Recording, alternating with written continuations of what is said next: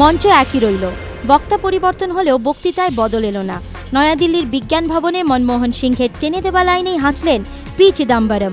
নীতি নিয়ে প্রশ্ন তোলা যে তদন্তকারী সংস্থার কাজ নয়, তা আরও একবার সিবিআইকে বোঝালেন মনমোহনের এই সতীর্থ। সোমবার সিবিআই এর সুবর্ণ জয়ন্তী বর্ষ উদযাপনের মঞ্চ থেকে মূল সুরটা বেঁধে দিয়েছিলেন প্রধানমন্ত্রী। বলেছিলেন, নীতিগত সিদ্ধান্ত নেওয়া জটিল প্রক্রিয়া, সেক্ষেত্রে যদি কোনো ভুল হয় তাকে ফৌজদারি অপরাধের সঙ্গে গুলিয়ে ফেললে চলবে না, তদন্ত করতে হবে সাবধানে। মঙ্গলবার একই মঞ্চ থেকে ক্যাপ্টেনের কথারই প্রতিধ্বনি শোনালেন চিদম্বরম। যদিও এই প্রশ্নে কংগ্রেসকে একহাত নিয়েছে প্রধান বিরোধী দল। বিরোধী শিবির থেকে যে আক্রমণ আসবে তা বিলক্ষণ জানতেন শিবগঙ্গার সাংসদ। তাই মনমোহনের মতো সিবিআই এর পক্ষেও এদিন সওয়াল করেন চিদম্বরম। এই প্রশ্নে সিবিআই নিয়ে সুপ্রিম কোর্টের করা একটি মন্তব্যকেও হাতিয়ার করেন তিনি। প্রসঙ্গত, কয়লা কেলেঙ্কারির সিবিআই রিপোর্টে তৎকালীন কেন্দ্রীয় আইনমন্ত্রী অশ্বিনী কুমারের হস্তক্ষেপের অভিযোগের প্রেক্ষিতে সুপ্রিম কোর্ট মন্তব্য করে, সিবিআই খাঁচাবন্দি তোতা প্রভুর বুলি আওড়ায়। রাজনৈতিক তিক্ততার আবহে কি এক মঞ্চে দেখা যাবে মমতা বন্দ্যোপাধ্যায়, বুদ্ধদেব ভট্টাচার্যকে? রাজনৈতিক মহলে এখন এই জল্পনায় তুঙ্গে, কারণ 4 ডিসেম্বর থেকে শুরু হচ্ছে বিধানসভার 75 বছর পূর্তির সমাপ্তি অনুষ্ঠান। আর সেই অনুষ্ঠানে প্রাক্তন মুখ্যমন্ত্রীকে ডাকা হবে কিনা তা নিয়ে এখন জোর জল্পনা। মঙ্গলবার বৈঠকে বসবে 75 বছর পূর্তি অনুষ্ঠানের তদারকির জন্য গঠিত কমিটি।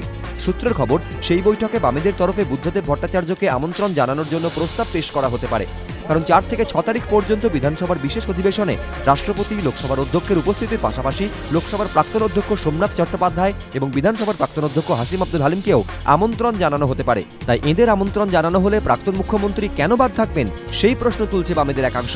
যদিও এই বিষয়ে চূড়ান্ত সিদ্ধান্ত নেওয়ার ক্ষমতা শাসক দলেরই, কারণ কমিটিতে তারাই সংখ্যাগরিষ্ঠ।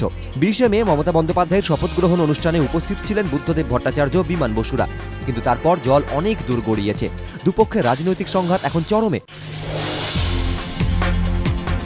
সবকিছু ঠিক থাকলে আগামী বছর শুরুর দিকেই কলকাতার বুকে নামতে চলেছে এক ঝাঁক নতুন জেএনএনইউআরএম বাস। সোমবার নীতিগতভাবে সেই সম্মতি দিয়েছে কেন্দ্রীয় নগর উন্নয়ন মন্ত্রক। এদিন নয়াদিল্লি গিয়ে মন্ত্রকের সঙ্গে বৈঠক করেন এ রাজ্যের পরিবহন মন্ত্রী মদন মিত্র, ছিলেন পরিবহন সচিব আলাপন বন্দ্যোপাধ্যায়ও।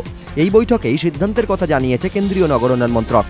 রাজ্যে 829টি নতুন জেএনএনইউআরএম বাস নামানোয় নীতিগত সম্মতি দিয়েছে কেন্দ্র, যার মধ্যে শুধুমাত্র কলকাতার জন্যই থাকছে 632টি বাস। শিলিগুড়ি, জলপাইগুড়ি এলাকার জন্য থাকছে 100টি বাস, 97টি বাস থাকছে আসানসোল, দুর্গাপুরের জন্য। এই প্রকল্পের জন্য খরচ হবে মোট 392 কোটি টাকা। কেন্দ্র ও রাজ্য দুই সরকার যৌথভাবে এই খরচ বহন করবে। এদিন পরিবহন মন্ত্রী অভিযোগ করেন, বাম আমলে জেএনএনইউআরএম প্রকল্পে প্রায় 1300 বাস কেনার অনুমতি দিয়েছে কেন্দ্র, কিন্তু বামেদের পরিকল্পনার অভাবের জেরেই সেই বাসগুলির অধিকাংশই আজ ভাঙাচোরা অবস্থায় পড়ে রয়েছে।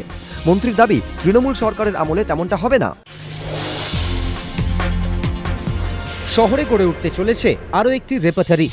উদ্যোক্তা কলকাতা পুরসভা। রেপার্টরিটি তৈরি হবে মোহিত মঞ্চে, নাম বিনোদিনী রেপার্টরি। পুর কর্তৃপক্ষের দাবি, ইতিমধ্যেই 15-16টি নাট্য সংস্থা এ বিষয়ে আগ্রহ দেখিয়েছে।